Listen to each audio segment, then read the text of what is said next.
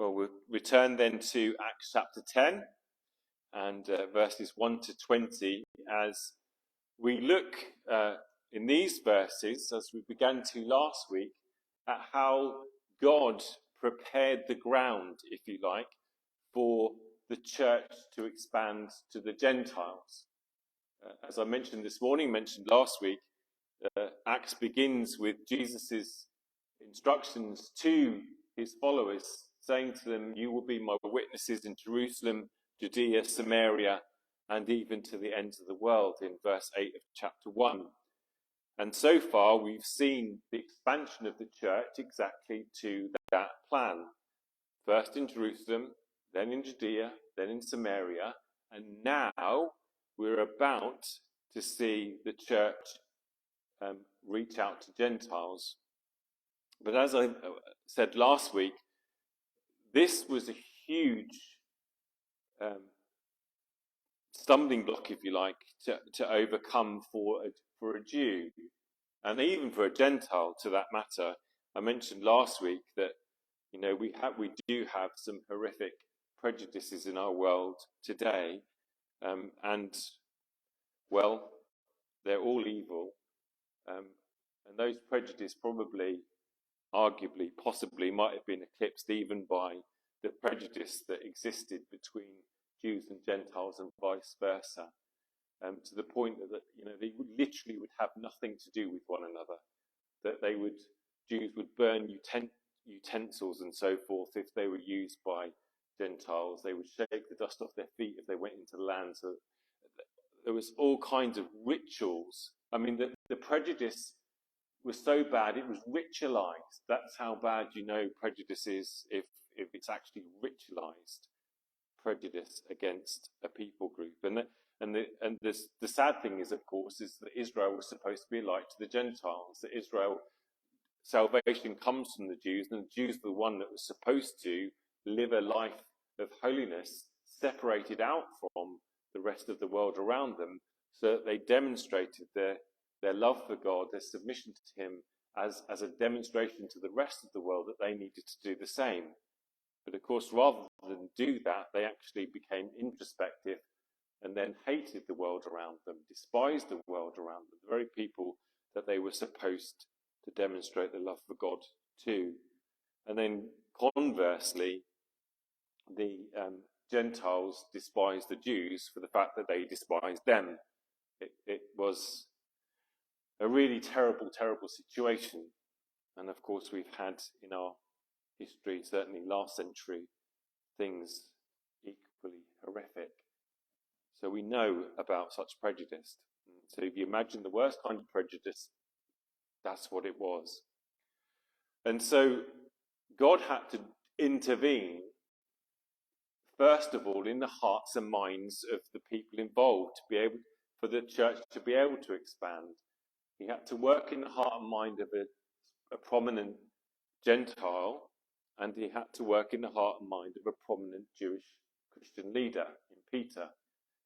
So that's what we have begun to see is God's providential work, both in Cornelius and in Peter, both of whom have visions from God. God gives them both a vision, and they both consequently end up together, and the process of evangelism, which we'll look at in the coming weeks, begins. But it has to start with God's sovereign intervention, his preparation of both men. And we saw last time, or at least we began to see last time, the preparation of Cornelius in verses 1 to 8. We saw that this is a prominent man in society. He's a centurion. They were the backbone of the Roman army. He's a centurion of the Italian cohort, which presumably is an even more special cohort. There are about, 10 cohorts made up a legion, so 600 men in a cohort, 6 centurions per cohort. So and the fact that it's named as the Italian cohort would tend to suggest it's probably a prominent one at that. And so this is a prominent man. Centurions invariably shown the good light in the New Testament. This is no different. He's described as a God-fearer. He's described as somebody who has rejected the pagan gods. And so, in a sense, if you like, he's living up to the light he's been given. Okay? So to this point, God has given him sufficient, if you like, spiritual light to understand that he's got to dispense with the false pagan gods, the Greco-Roman gods, and to worship Yahweh, Jehovah. He's understood that much, and God has graciously allowed him that much. And so here you have the reality of how conversion works, that you have a seeking heart. You need a seeking heart, but you also need the work of God in the first place. It's that paradox where both and is true. One can't become a Christian without a work of God first, but we also have to be seeking God too. Both and are true. They're irreconcilable in our human brains, but they're biblically both present, and they're both present here. Because it's God that reaches out to Cornelius, isn't it? It's not Cornelius. Cornelius knows so much, but he's not saved. He's not a Christian. He's not a believer who's heaven-bound at this point. He's responded to God insofar as he can, but God needs to waken him up to be able to receive the fullness of the truth and therefore come to faith in Christ Jesus. And he does that miraculously in this case, intervene supernaturally, if you like, by giving Cornelius, who's been faithful. He says in verse 3, at the 9th hour of the day, he's going up to pray. So that's 3 o'clock in the afternoon. And 3 o'clock in the afternoon was the most important prayer time for Jews. This was the 9th hour. And so he goes up to pray at the 9th hour, and it says he clearly, in a vision, saw an angel. And we looked last time at the fact that this, just as it did with the women at the tomb, caused terror, but was quickly replaced by telling him that what he'd done thus far in his almsgiving, his prayers, had pleased God, and God was reaching out to him as a consequence. And so he's then told what to do, to go to Joppa and get Simon Peter, who's staying with another Simon, a tanner by the sea. And we've already looked at a couple of weeks ago and said, well, that was the beginning of Peter's preparation. In fact, that he stayed with a tanner because before Christ, he wouldn't have done that.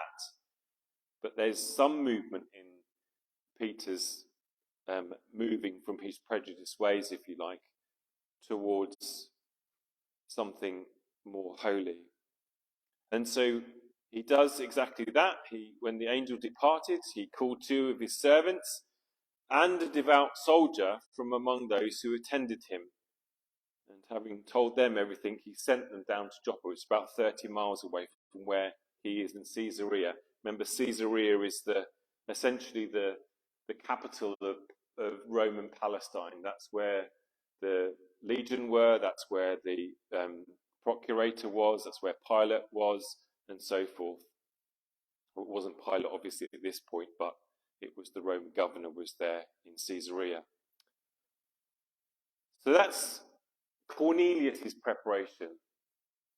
He had to be searching for God, but God had to come to him, had to make it possible for him to receive the fullness of the truth. So that's a preparation of Cornelius. That's, if you like, the Gentile side begun to be dealt with. Remember, it's both and need to be dealt with here. Their prejudices need to be dealt with. And so Cornelius is obedient, and he sends his servants and a soldier to Peter. And now in verse 9 following, we see Peter's preparation.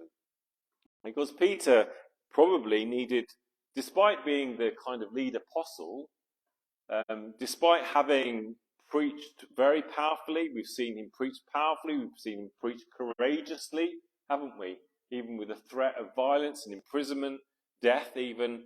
We've seen him preach and proclaim the fullness of the gospel. But now to reach out to Gentiles, God needs to show him a vision, for him to overcome his however many 30, 40 odd years of life as a faithful Jew. And so he, in verse 9, he went up to pray at the 6th hour. So he went up to pray at lunchtime, 12 o'clock, and he's hungry. And as he's praying, he's hungry, and maybe he smells the food being prepared. We're told it's being prepared, and he falls into a trance. God put him in a trance, and he has a vision of this big white sheet coming down from heaven with all kinds of animals and birds and reptiles on it, and would have included both clean and unclean. Both, I don't know if many of you have been to any Jewish areas of London or Manchester or wherever. There are kosher shops you can, and even in some, like when we lived in Scotland, you went to Waitrose in Glasgow, you could buy kosher food on the store because there's a big Jewish population near where Waitrose was in South Glasgow. Kosher food is widely available, and kosher food is what Jews to this day have to eat. The strict dietary laws that Jews had to adhere to, given to them in the law. And it was given to them in law for a very good reason.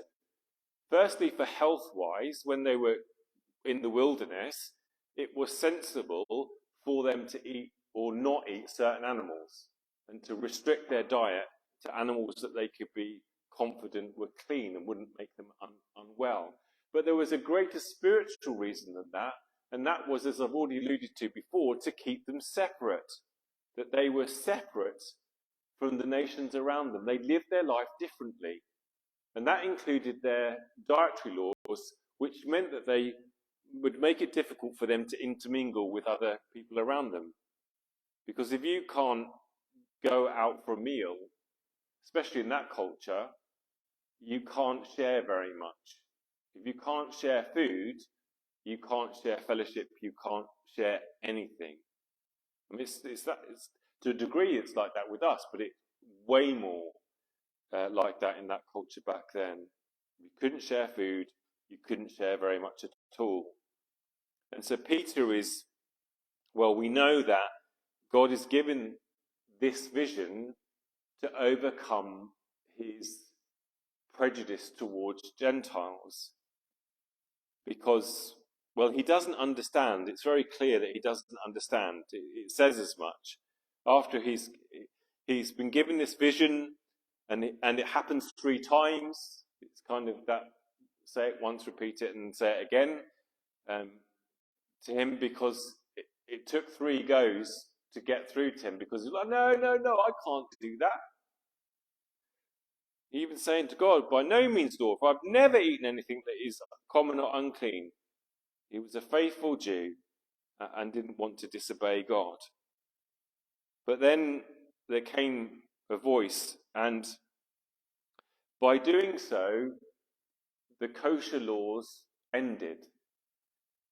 At this point, the kosher laws are over, because the voice says, what God has made clean, do not call uncommon. And at that point, we're free to have black pudding, for example. Because if you were keeping the law, maybe you don't like black pudding, but if you were keeping the law and the code, you couldn't eat black pudding because it's obviously made of blood. But we can, so don't worry about it if you like black pudding. It's not a problem. So that was the first thing, the kind of theological thing that's happening there, is that the kosher laws, the dietary requirements, they're dispensed with. They're finished. But more importantly for here, it's not just the dietary laws, there's a picture there, isn't there, of clean and unclean animals, clean and unclean birds, all reptiles are unclean. And in that vision, there's a sense of the clean represents Israel and Jewish Christians, and the unclean represents Gentiles. And they're all together on the one white sheet. And the imagery is that both are present, both are part of the one whole. They're no longer separate. So it's not just that the dietary laws are overturned, it's the fact that both clean and unclean are present. And so Peter will come to understand. He doesn't understand at the moment. It says, while pondering this vision, the Spirit said to him, "Behold, 3 men are looking for you. Rise and accompany them without hesitation, for I've sent them." Well, it'd be a bit, I don't know about you, I think I'd be slightly unnerved if a Roman soldier came knocking at my door and asking for me. I think I would be slightly unnerved, but he does leave without hesitation, of course, as we know we'll look at next time. But again, we see here the Lord's graciousness in preparing even Peter, even the great apostle, needed his heart and mind to be transformed, enabled to for this next stage of the outreach and expansion of the church to take place. And God graciously makes it happen. It is God who is sovereign in this situation. And that's, at this point, that's all I want us to take away, is that God is sovereign. He's sovereign in all things, but he's even sovereign in somebody's salvation. God works in mysterious ways indeed. Because this is pretty mysterious, isn't it? And God has worked in a mysterious way to eventually bring these 2 men and indeed Cornelius' household together. And then, as we know from last time, wonderful things happen as a consequence. But it is God's graciousness and God's sovereignty that is at work in the salvation of men and women.